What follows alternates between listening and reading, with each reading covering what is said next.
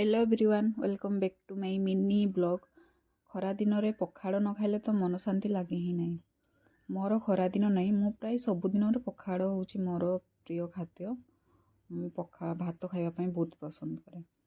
तो आज माछ पखाड़ खावाई इच्छा है। माछ भजा सह कौन करवा आम ये परिवा नना परिवा नियंती आम घर जी डाकिकी मुझे माछ धरा करेली। आज ये माछ गुड़ा ही लगी किसी बड़ माछ सेमती लगी नाला कौ माछ लगी तो कौ माछ को आम खाली आनले एटा मु काटुचे कौ माछ को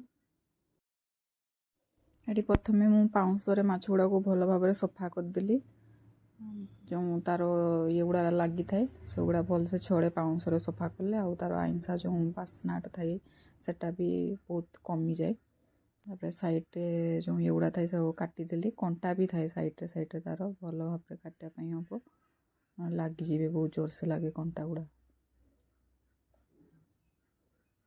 एक्चुअली मत काटापी आसेनी से बहुत धीरे धीरे काटुची शिखुची काटा धीरे धीरे।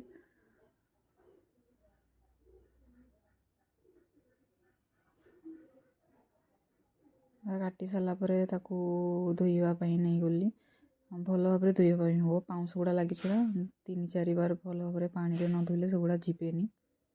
तो भल भाव धोईकी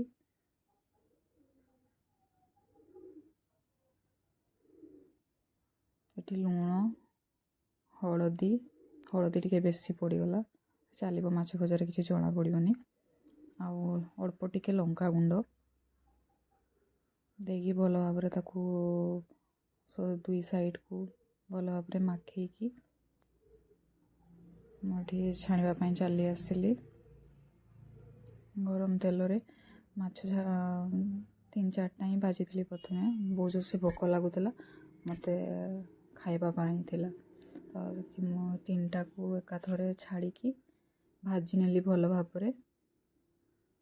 भजा हो गला पखाड़ भात माछ भजा आउ पियाज कंचा पियाज कंचा लंका ना तो पखाड़ भात खाइबार मजा ही आसबनी।